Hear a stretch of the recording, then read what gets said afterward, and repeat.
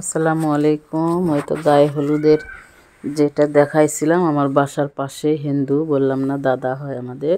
তো তার হচ্ছে পরের দিনে বিয়ে করে নিয়ে আসছে আর কি রাতে। এই তো দেখেন সেই বিয়েটা মানে পাশে দেখার জন্য আবার আসলাম।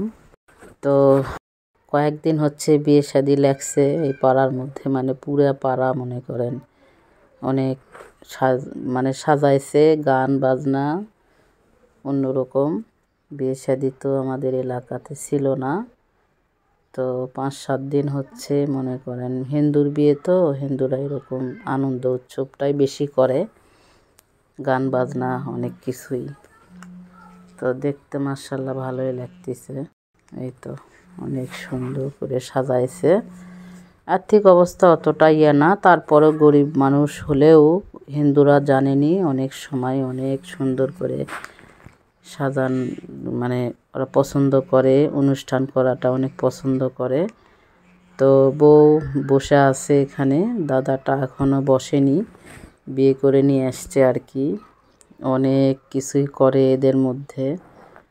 তো বর আসবে, তো এমন মানে লাইটিং করছে যে অন্ধকার, কোনো কিছু বোঝা যাচ্ছে না। পার্টি লাইটিং করছে মনে হয়। এত পার্টি লাইটিং করছে অনেক, মানে বউটা অনেক সুন্দরী হয়েছে, আমার কাছে ভালোই লাগতেছে দাদা হিসেবে। দাদা যেমন সে ধরনেরই আর কি, তো করতে হবে, বউ আর কি নিতে হবে, তাই না? তো ভালোই লাগতেছে। চেহারা তো দিয়ে বিচার করা যায় না মানুষের। আল্লাহ তাআলা পৃথিবীতে পাঠাইছে, আল্লাহই ভালো বোঝে ভালো মন্দ। তো নতুন বউ বসে আছে।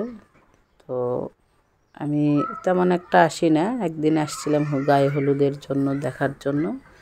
আমাদেরকে দাওয়াত দিছে, সত্য কথা। আমি হিন্দুর বিয়েটা মানে খাওয়া ঠিক আছে। এই তো দাদা আসছে আর কি। তো দাদাকে বলতেছি দাদা বসেন। তো দাদা অন্য কাজে ছিল, আমার কথা শুনে দাদা স্টেজে বসতেছে। দেখেন বউ বর ভালোই মিলছে আর কি, ভালোই লাগতেছে। তো দাদা সবসময় হাসে আর কি। এমন লাইটিং দেখেন কাউকে বোঝাই যাচ্ছে না আর কি। তো যাই হোক, মিলটা ভালোই হয়েছে বউ আর বর। আপনারা সবাই দোয়া করবেন ওরা যেন ভালোভাবে সংসারটা করে খেতে পারে আর কি। এই দোয়াটাই করব আমরা সবাই। আর হিন্দুদের মধ্যে সংসার ভালোই টিকে, লাইফটা সুন্দরভাবেই চালায় আর এরা আর কি, অনেক সুন্দর করে। তো সবাই ভালো থাকবেন, দোয়া করবেন, সবাই সুস্থ থাকবেন। আল্লাহ হাফেজ।